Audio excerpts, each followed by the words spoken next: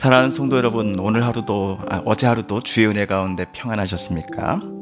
2020년 7월 9일 목요일 에스겔 말씀 묵상 시간입니다. 오늘은 제 41번째 시간이기도 합니다. 다 같이 사도신경으로 신앙 고백하며 매일 아침 말씀 묵상 시간 시작하겠습니다. 나는 전능하신 아버지 하나님, 천지의 창조주를 믿습니다. 나는 그의 유일하신 아들 우리 주 예수 그리스도를 믿습니다. 그는 성령으로 잉태되어 동정녀 마리아에게서 나시고 본디오 빌라도에게 고난을 받아 십자가에 못 박혀 죽으시고 장사된 지 사흘 만에 죽은 자 가운데서 다시 살아나셨으며 하늘에 오르시어 전능하신 아버지 하나님 우편에 앉아 계시다가 거기로부터 살아있는 자와 죽은 자를 심판하러 오십니다. 나는 성령을 믿으며 거룩한 공교회와 성도의 교제와 죄를 용서받는 것과 몸의 부활과 영생을 믿습니다. 아멘. 오늘 우리가 함께 읽을 기록된 하나님 말씀은 에스겔 제18장 25절에서 32절까지의 말씀입니다. 구약 1176쪽경에 있는 에스겔 제18장 25절에서 32절까지의 말씀입니다. 그런데 너희는 이르기를 주의 길이 공평하지 아니하다 하는도다. 이스라엘 족속아 들을지어다. 내 길이 어찌 공평하지 아니하냐? 너희 길이 공평하지 아니한 것이 아니냐? 만일 의인이 그 공의를 떠나 죄악을 행하고 그로 말미암아 죽으면 그 행한 죄악으로 말미암아 죽는 것이요. 만일 악인이 그 행한 악을 떠나 정의와 공의를 행하면 그 영혼을 보전하리라. 그가 스스로 헤아리고 그 행한 모든 죄악에서 돌이켜 떠났으니 반드시 살고 죽지 아니하리라. 그런데 이스라엘 족속은 이르기를 주의 길이 공평하지 아니하다 하는도다. 이스라엘 족속아 나의 길이 어찌 공평하지 아니하냐? 너의 길이 공평하지 아니한 것이 아니냐? 주 여호와의 말씀이니라. 이스라엘 족속아 내가 너희 각 사람이 행한 대로 심판할지라. 너희는 돌이켜 회개하고 모든 죄에서 떠날지어다. 그리한즉 그것이 너희에게 죄악의 걸림돌이 되지 아니하리라. 너희는 너희가 범한 모든 죄악을 버리고 마음과 영을 새롭게 할지어다. 이스라엘 족속아 너희가 어찌하여 죽고자 하느냐? 주 여호와의 말씀이니라. 죽을 자가 죽는 것도 내가 기뻐하지 아니하노니 너희는 스스로 돌이키고 살지니라. 아멘. 어제 우리가 읽은 신포도 속담 비유 속에서 우리는 크게 세 가지 교훈을 얻었습니다. 첫 번째 교훈은 각자가 어떠한 삶을 살아가는가의 여부에 따라 하나님께서 심판이냐 구원이냐를 결정하신다라는 사실입니다. 자기 아버지가 의로운 삶을 살았든지 그렇지 않은지는 이 사람에게 대한 하나님의 판단에 아무런 영향을 끼치지 못합니다. 둘째로 어떤 이가 과거에는 악인이라고 할지라도 과거에 그가 악한 사람으로 살았다고 할지라도 그가 진심으로 회개하고 하나님께 되돌아온다면 하나님께서는 그를 기쁘게 받아주신다라는 교훈이었습니다. 하나님께서 기뻐하시는 일은 누군가를 심판하는 일이 아니었습니다. 과거엔 악인이라 할지라도 그가 진심으로 하나님과 그리고 이웃들 앞에 자신의 과거의 삶을 온전히 뉘우치고 하나님께 되돌아오며 하나님 뜻대로 살아가기를 하나님은 더 기뻐하시기 때문입니다. 셋째로 과거에는 모두가 존경할 정도로 의롭고 공의로운 삶을 살았던 이라 할지라도 현재의 삶이 정의로운 삶이 아니라 범죄와 악한 일들을 행하고 있다 한다면 하나님께서는 반드시 이 사람을 심판하실 것이다 라는 교훈이었습니다. 그가 과거에 공의로운 일들을 행한 것과는 아무 상관없이 현재 그가 범하는 허물과 지은 죄로서만 하나님은 그를 심판하실 것입니다. 그렇게 하나님께서는 오늘 우리가 읽은 본문 32절에서도 또 같은 말씀을 하고 계시죠. 주 여호와의 말씀이니라. 죽을 자가 죽는 것도 내가 기뻐하지 아니하노니 너희는 스스로 돌이키고 살지니라. 그런데 에스겔과 함께 바벨론에 끌려온 유대인들과 남유다 예루살렘에 살아가는 이스라엘 사람들 중 많은 이들이 하나님에 대해 하나님을 향해 25절에서처럼 이렇게 말했습니다. 주님의 길이 주의 길이 공평하지 아니하다. 하나님의 길이 하나님의 결정이 옳지 않다라고 말입니다. 무슨 말인가 하니 하나님께서 우리를 대하시는 태도와 방법이 부당해, 옳지 못해 라고 저들은 하나님을 향해 말하고 있었던 것입니다.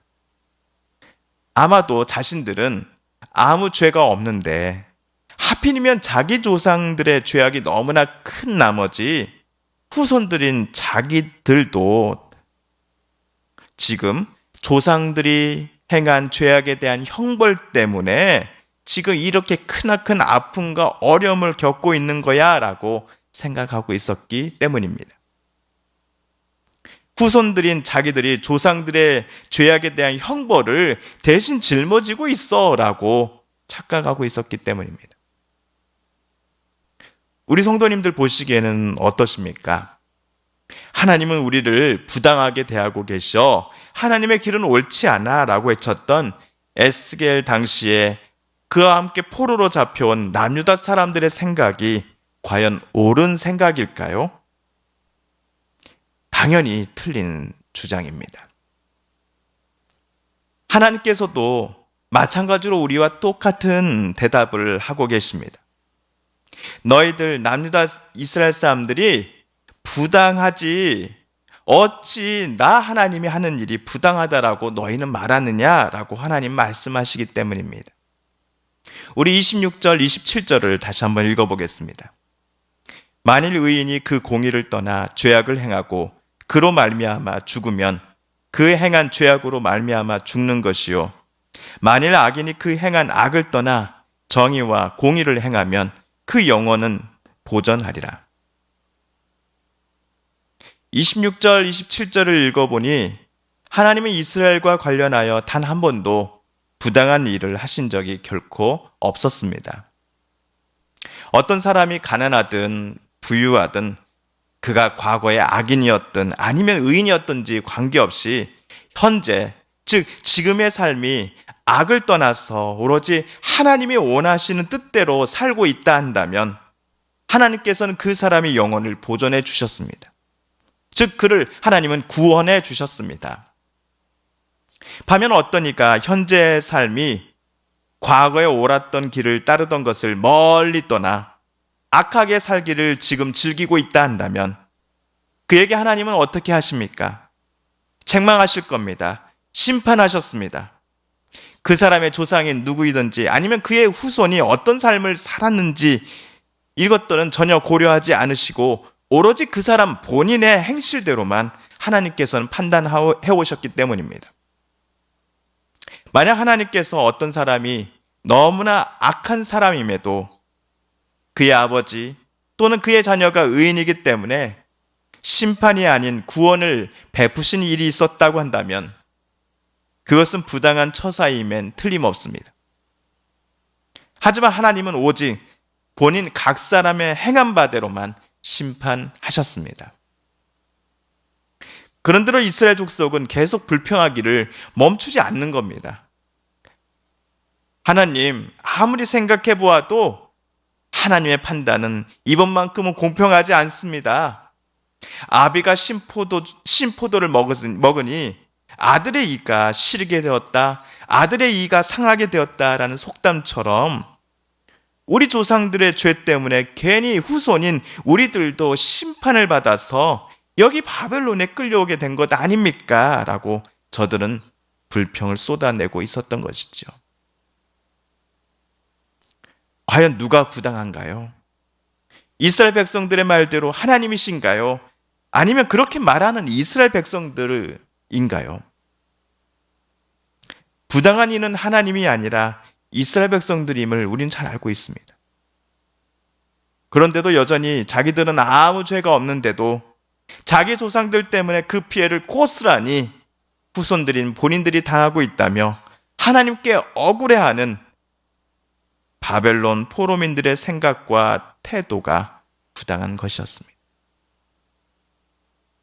이런 생각들이 기초가 되어 만들어진 책이 과거에 우리 한국 교회에서 상당히 꽤 유행하였던 가게 흐르는 저주를 끊으라라는 책이겠지요.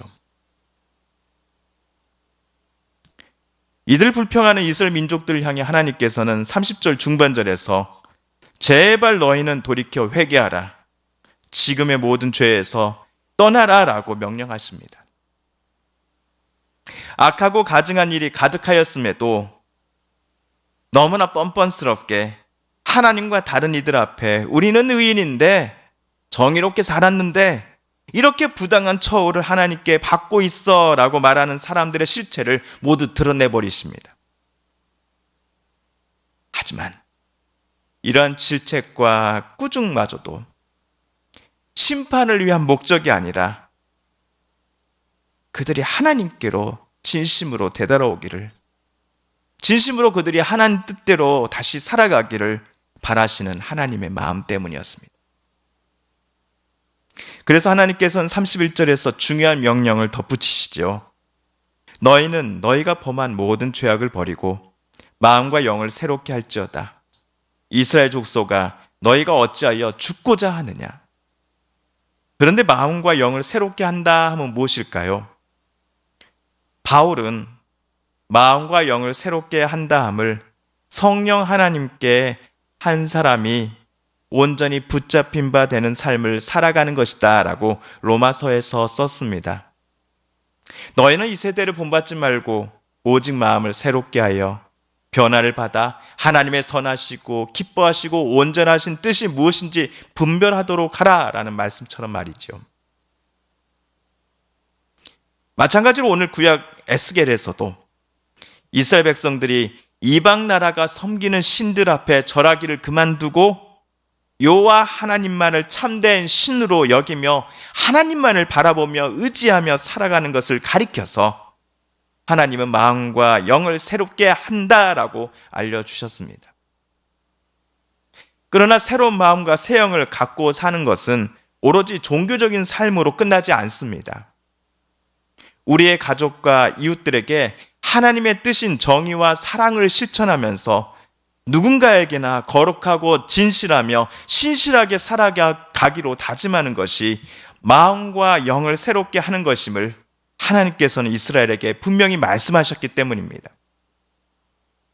16절 17절에서 사람을 학대하지도 아니하며 저당을 잡지도 아니하며 강탈하지도 아니하고 줄인 자에게 음식물을 주며 벗은 자에게 옷을 입히며 내 규례를 지키며 내 율례를 행할진대 이 사람은 그의 아버지의 죄악으로 죽지 아니하고 반드시 살겠고. 하나님은 오늘 또 뻔뻔하게 자신들의 죄악들을 이것저것으로 감추고 있는 이스라엘 백성들을 향해 간절히 부탁하고 계십니다. 가게 흐르는 저주를 끊으라라는 책 제목처럼 이런 말들을 하면서 조상들의 죄 때문에 우리가 이런 아픔을 겪고 있어라고 뻔뻔스럽게 말하고 있는 에스겔 당시에 이스라엘 백성들을 향해 말씀하십니다. 제발 회개하라. 제발 그만 돌아와라. 옛 옷을 벗고 새 마음과 새 영을 가지고서 이제는 너희가 영원한 생명을 누리라. 하나님의 이러한 간곡한 부탁에 에스겔 당시에 남유다 사람들은 귀 기울여 듣기 시작하였을까요? 아닙니다. 그들은 끝까지 듣지 않았습니다. 사랑하는 성도 여러분, 오늘 에스겔 말씀 묵상 제 41번째 시간이었습니다. 오늘 말씀 묵상을 통하여 하나님께서 저와 여러분에게 주시는 하나님의 말씀, 또 하나님의 음성은 무엇입니까? 이 시간 우리의 각자에게 주신 말씀과 음성 기억하며 말씀 붙잡고 함께 기도 드리십시다. 또한 우리 성도님들과 가족들 중에 하나님의 고쳐주심과 일으켜 세워주심을 놓고 간절히 기도하는 분들이 계시지요. 이 시간 우리도 한 마음과 한 뜻으로 간절함으로 기도 드리십시다. 특별히 수술 이후 통원 치료 중이신 권간나 권사님을 위해 여러분 빠른 완쾌와 쾌유를 위해서 여러분 함께 기도해 주십시오. 또한 오영식 집사님, 이기숙 권사님, 이목수 권사님, 차일경 집사님의 건강을 위해서도 더불어 여러분 함께 기도 부탁드립니다. 코로나19가 여전히 온 나라를 힘들게 하고 있습니다. 하나님, 코로나19로 신음하는 온 세상을 불쌍히 여겨주시고 코로나19와 맞서 싸우는 의료진들과 또 정부 지자체 모든 정부 공무원분들, 자원봉사자분들에게 하나님 지치지 않게 하여 주소서, 힘을 더하여 주소서. 그리고 코로나19로 아파하는 이들이 어서 속히 나음을 얻게 하여 주소서라고 이 시간 함께 기도 드리십시다. 이 어려운 시국에 교회가 하나님의 말씀만을 의지하고 또 하나님 뜻대로 살아가는 것이 무엇인지를 바르게 분별하며 살아가는 우리 한국 교회들 되게 하여 달라고, 진정 이 사회의 빛과 소금이 되는 교회가 되게 해달라고 이 시간 우리 또 함께 기도드리십시다. 마지막으로 우리가 가지고 나온 간절한 기도 제목, 하나님 앞에 아뢰며 하나님의 은혜 보좌 앞으로 나아가겠습니다. 함께 기도합니다.